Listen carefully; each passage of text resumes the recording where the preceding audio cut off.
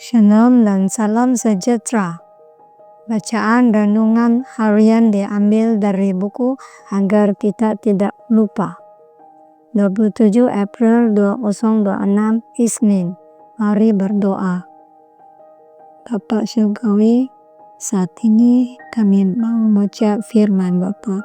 Biarlah Roh Kudus masuk di hati dan pikiran kami, agar kami bersedia menerima firman.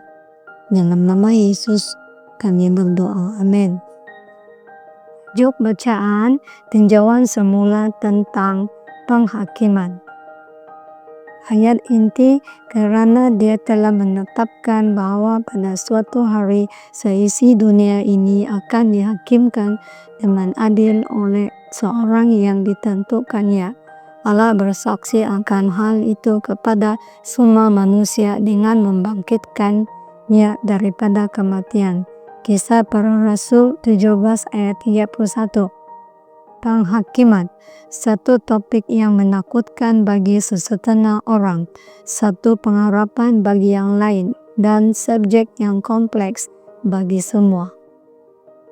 Hari ini kita ingin mundur sejenak dan melihat kulusan topik ini.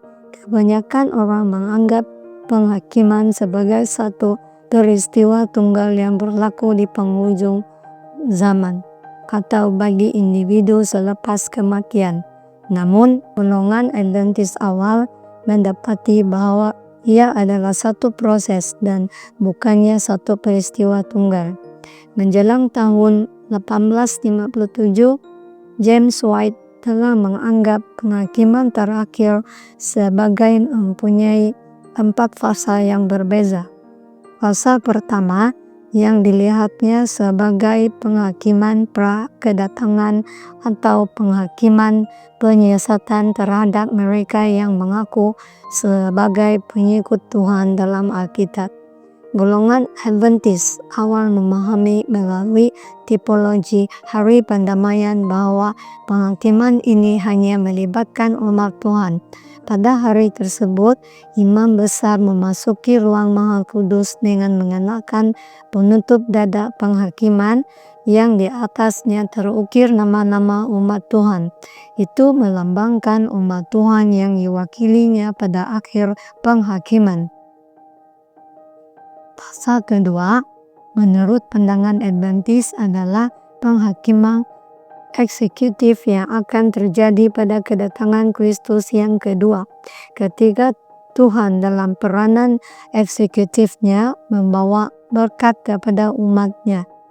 Wahyu 22 ayat 12, Matius 16 ayat 27. Fasa ketiga adalah penghakiman milenium yang disebut dalam Wahyu 20 ayat 4.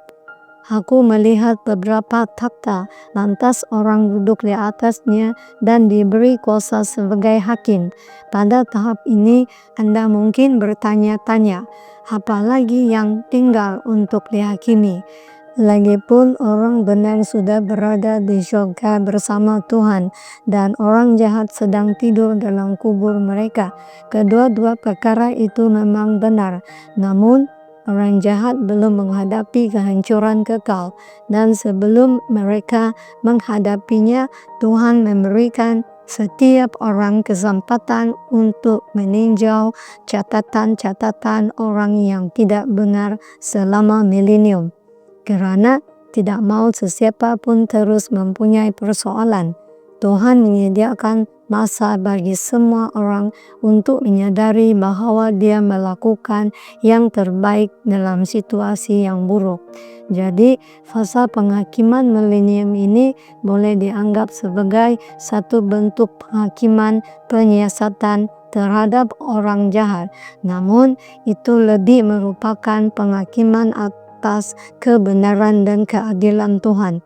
Fasa terakhir, penghakiman berlaku pada penghujung 1000 tahun apabila penghakiman eksekutif secara kekal menyingkirkan mereka yang terus menolak Tuhan dan prinsip-prinsipnya.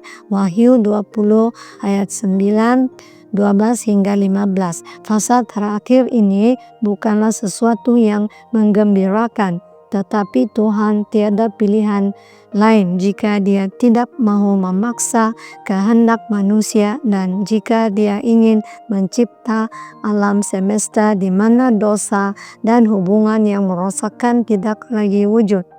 Demikianlah bacaan renungan kita hari ini. Tuhan memberkati kita semua. Amin.